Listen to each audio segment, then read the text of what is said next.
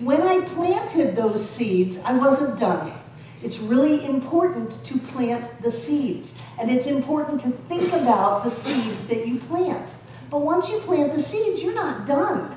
Not by a long shot if you want to bring forth the harvest. Now the flip side of that is if you're planting seeds that you don't want, that you decided you didn't want, no worries, just ignore them.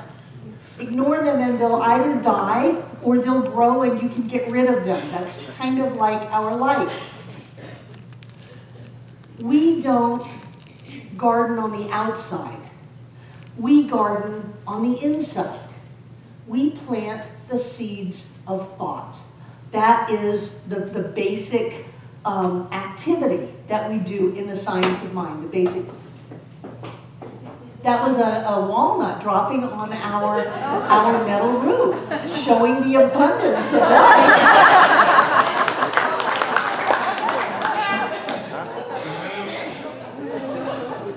We have apples out there, we've got walnuts everywhere.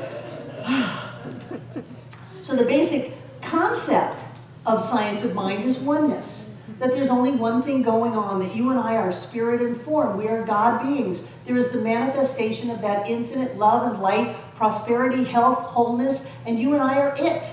And why are we here on planet Earth? My guess is to experience and express more fully. Whatever that could be, no matter how happy you are, your job as a spiritual being is to be happier. No matter how prosperous you are, your job as a spiritual being is to be more prosperous, to be healthier, to be more in your joy. That's your job, to expand, to evolve.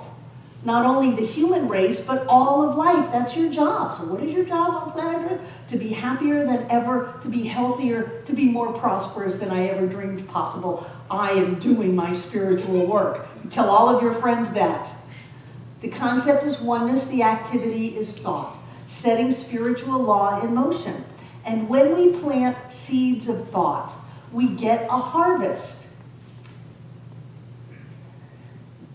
I have quotes for you. I get all revved up. In Creative Mind, Ernest Holmes' very first book that he ever wrote, he says, so plastic is mind, so receptive that the slightest thought makes an impression upon it. People who think many kinds of thought must expect to receive a confused manifestation in their lives.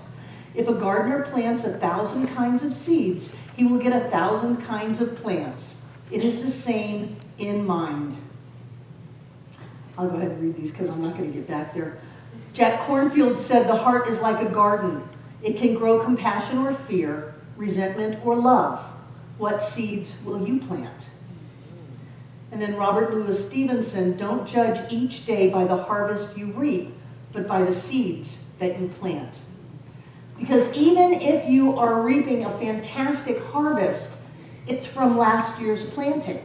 Even as you're harvesting what you've planting, you're thinking forward to what am I going to plant again? And what am I going to plant again? And what am I going to plant again? Because it is the thoughts that we plant that grow our lives. And then we get this experience. One of the things that I love about this teaching is that it's not outside of us, it's always inside of us. It's not about politics or the economy or your job or your boss or your bank account. It's not about your inherited tendencies, genetics, it's none of that. It's all about what seeds are we planting.